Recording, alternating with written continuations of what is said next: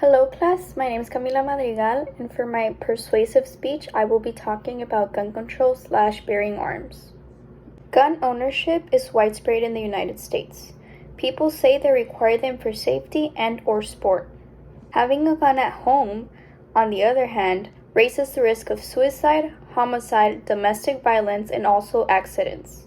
The assumed safety is also called into doubt, especially when an owner and family suicide much exceeds self-protective incidents.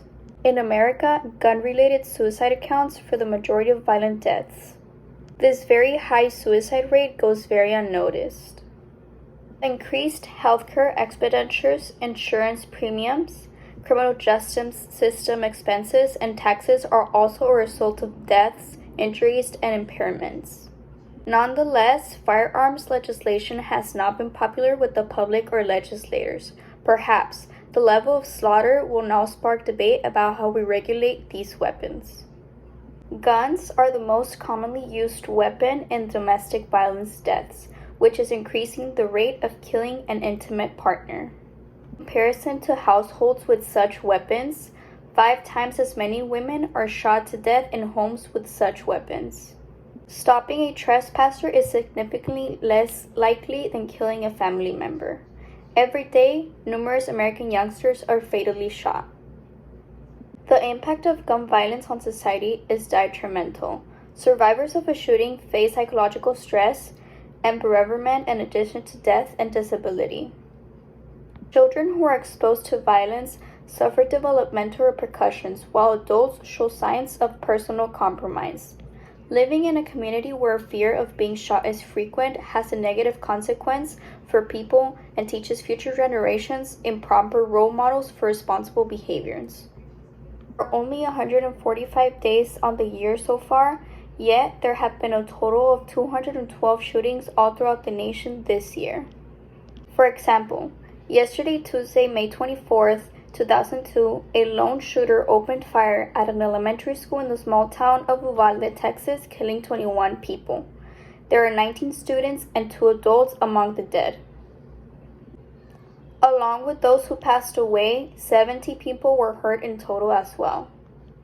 Salvador Ramos, the 18-year-old gunman, had attended Uvalde High School, which was slated to graduate this Friday. He had, however, dropped out at some time to plan this shooting. Another example would be one of the deadliest racist massacres in recent American history. An adolescent gunman, enthralled by the white supremacist doctrine known as replacement theory, opened fire at a Buffalo supermarket, killing 10 people and injuring 3 more, almost all of whom were black. Several mass shootings could have been prevented if millions of records in the federal background check system were provided by state and local agencies to provide gun sellers.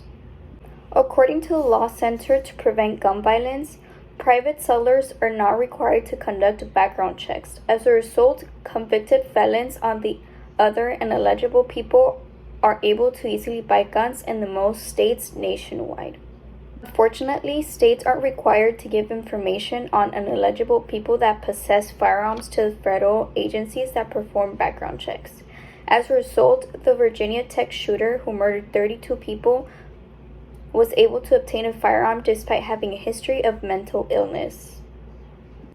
As long as a gun seller does not receive accurate information on a felon's history, mass shootings and gun violence could continue and become a recurring phenomenon throughout the whole United States. States need to create stronger laws to prevent children from accessing unsecured guns at home by authorizing criminal charges if a gun owner negligently stores his or her gun. 70% of these cases could have definitely been prevented if the firearm had been stored, locked, and unloaded. Many children were killed due to the improper storage and the easy accessibility of guns. More than half of these senseless calamities could have been prevented if the states adopted laws that will result in criminal charges against the negligent and unconcerned parents. Despite the fact that there are numerous gun control laws in place, rigorous limitations are not implemented. Every year, approximately 100,000 people are killed by guns, and many lives are forever changed as a result. We would see a big drop in the number of deaths due to gun violence if we had tougher restrictions that enforced gun laws.